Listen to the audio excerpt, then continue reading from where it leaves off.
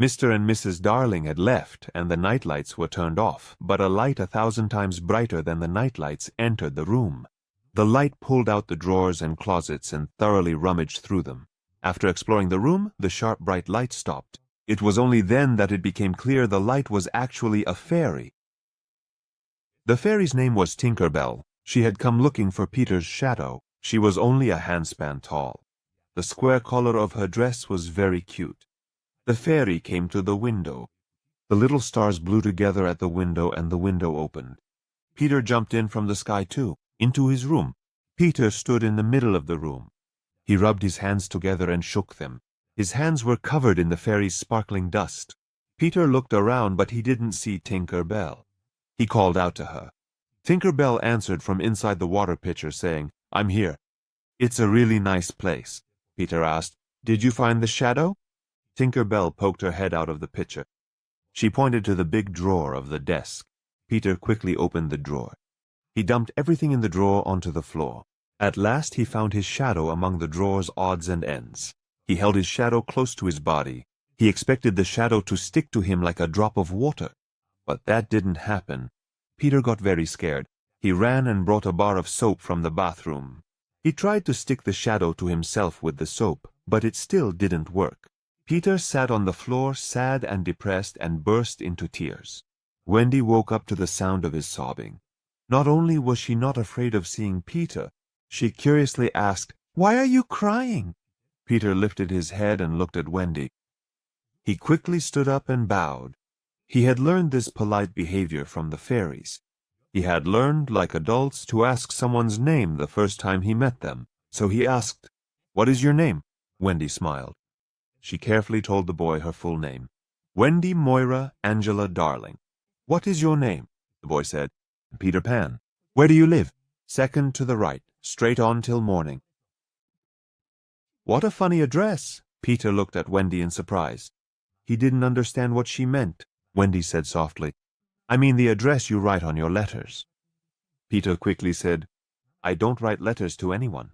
"Not even to your mother?" "I don't have a mother." Wendy felt sorry for Peter. She asked, Wendy felt sorry for Peter. She asked, "Is that why you were crying?" Peter got angry. He shouted, "I wasn't crying for my mother. I was crying because my shadow won't stick to me." Wendy noticed the crooked shadow lying on the floor. She put her hand over her mouth so Peter wouldn't notice her laughter. She said, "I think you need to sew your shadow on." Wendy ran and brought her mother's sewing kit. The needle passed through the shadow and pricked Peter's feet. Peter was in pain. He closed his eyes and clenched his teeth, but he didn't cry. The shadow was sewn onto Peter's feet. Peter jumped up and down with joy. He forgot to thank Wendy. Wendy waited, hoping Peter would say something. But Peter didn't say anything. Wendy was upset. She lay down on her bed and covered her face with the blanket. Peter didn't want Wendy to be upset with him, but at the same time, he didn't know why Wendy was upset, so he pretended he was about to leave, hoping Wendy would come out from under the blanket. But Wendy didn't pay any attention. Peter sat at the foot of the bed and tapped his foot a few times. "Wendy, Wendy, come out from under the blanket." Wendy answered from under the blanket, "I don't want to." Peter, who wanted to make up with Wendy no matter what, said, "You're a good girl." "I say a good girl is better than 20 boys.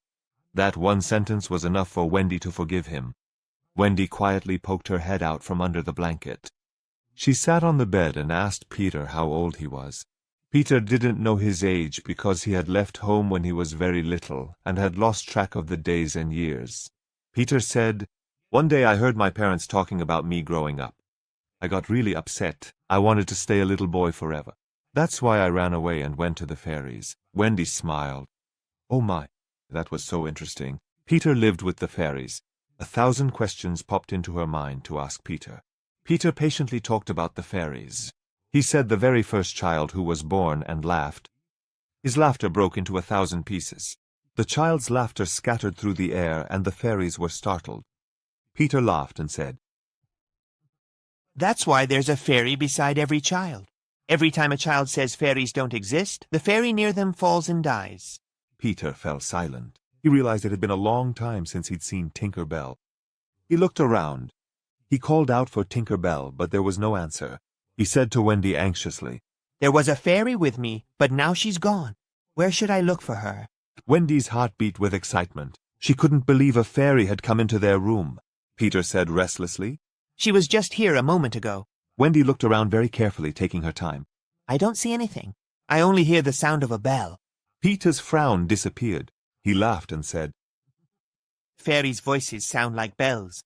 The sound was coming from the big desk drawer. Wendy and Peter quietly opened the drawer. Suddenly, Tinker Bell jumped out of the drawer and screamed. Wendy looked. A bright and beautiful creature was sitting on the alarm clock. Peter kindly spoke to Tinker Bell. "I was worried about you." Tinker Bell quickly said something to Peter.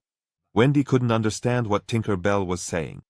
She looked at Peter in surprise. Peter quickly said, "Don't be upset, but Tinker Bell says she doesn't like you. She says you're a big, ugly girl. I told her to be your fairy, but she refused." Without waiting for Wendy's reaction, Peter turned to the fairy and said, "But Tinker Bell, you can't be my fairy. I'm a boy, you're a girl." The fairy became upset. She flew off toward the bathroom and disappeared. Peter didn't want Wendy to be upset. He apologized to her on behalf of Tinker Bell and explained, "Tinker Bell is just an ordinary fairy. You shouldn't take what she says to heart." Wendy forced a smile at Peter and asked him to sit on the couch. Wendy asked Peter a lot of questions. Peter was getting frustrated with answering Wendy's questions. Peter gave a crooked smile and said, Girl, why do your questions never end? Look, these days I mostly hang out with the lost boys. Children who have absent-minded nurses. Of course, girls get lost too, but less often. Girls are smarter, and they don't leave their prams." Wendy liked it when Peter praised the girls. Unlike John and Michael, Peter liked girls. When Wendy finished her questions, Peter asked her to tell him a story. Then he said sadly, "Lost boys like me don't know any stories." Wendy happily told one of the stories she had learned from her mother. But before the story was finished, Wendy suddenly jumped up and screamed. It was as if someone was pulling her hair. It was Tinker Bell's doing. Peter knew exactly why. Tinker Bell didn't want Peter to become too close to Wendy, or even listen to Wendy's stories. Somehow, Peter managed to convince Tinker Bell to stay with Wendy a bit longer and listen to the story.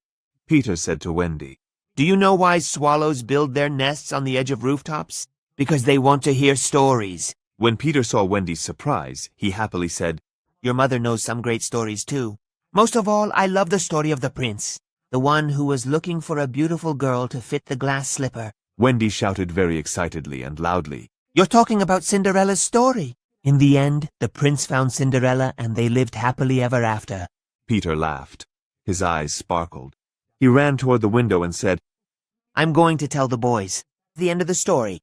Wendy didn't want Peter to leave, so she shouted, "Don't go, Peter. I know lots of stories like this." Peter turned back and looked into Wendy's eyes. It was as if he could see all the stories in Wendy's eyes. Peter took Wendy's hand and pulled her toward the window. Wendy screamed in fear. "What are you doing? Let me go." "Come with me, Wendy. Come tell your stories to the boys." "What about my mother? I don't even know how to fly." "Don't worry, I'll teach you myself." Wendy thought about flying. The thought of flying up to the sky made her excited. When Peter saw how happy Wendy was, he quickly said, "I'll teach you to fly instead of sleeping on this silly bed. I'll teach you how to ride the wind and talk to the stars." "By the way, have you ever seen a mermaid?" Wendy was excited. So what he said was actually true. She swallowed hard and asked, "A real mermaid?" Peter wanted to convince Wendy to go no matter what. He said, "Of course. How else do you think we would welcome you? Life is different there. It's not like here.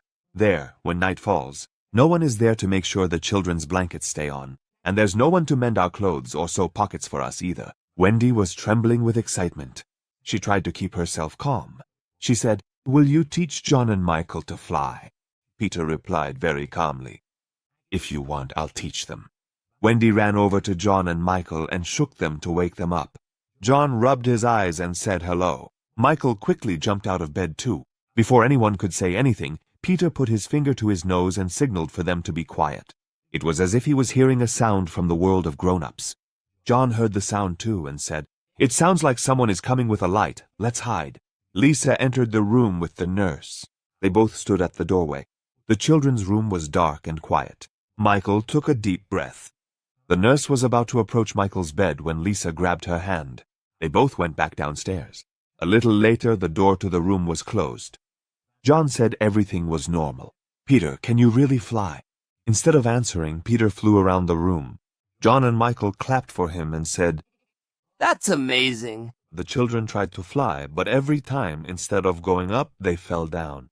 Contrary to what they thought, flying was actually difficult. John rubbed his knees and quietly said, Peter, how do you actually do it? Peter replied proudly, "Think about wonderful things. Your thoughts will lift you up into the air." Peter floated in the air again, light as a feather.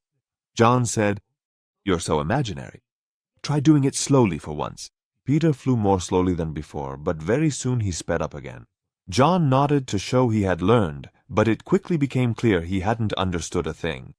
Michael was a talented and smart boy in math, but it seemed he didn't have the knack for flying. After a lot of effort, Peter remembered that the sparkling fairy dust gave him the power to fly. Even he himself couldn't fly without the dust. Embarrassed, Peter held up his palm, puckered his lips, and blew the dust from his hand toward the children. Then he said, Now move your shoulders, like this. You'll lift off the ground. Michael was the first to jump. He felt his feet floating in the air and shouted out joyfully, I'm flying! This is amazing! I'm flying! John jumped. Wendy looked at her brothers and started flying. She couldn't believe flying could be this easy. Of course, the kids were still beginners. They couldn't fly as well as Peter yet. After practicing a little, John said, Can we all go outside? Michael was ready, but Wendy hesitated. Peter said happily, Off to Neverland, the magical and enchanting land of dreams. John shouted with excitement. Wow, the truly magical land! John grabbed his hat from the coat rack and said, Let's go! Just then, Mr. and Mrs. Darling returned from the party. From a distance, they glanced at the children's room window. The window was closed, but the room's light was on. On the curtain, there were 4 little shadows chasing each other around the room. Not on the ground, but in the air. Mrs. Darling ran toward the house, and Mr. Darling followed her up the stairs. Mrs. Darling signaled to her husband to stay calm and composed. She opened the children's room door. The window was open. Oh God! A little star from the sky was watching them. The children had flown out the window like birds. Mr. and Mrs. Darling had arrived too late.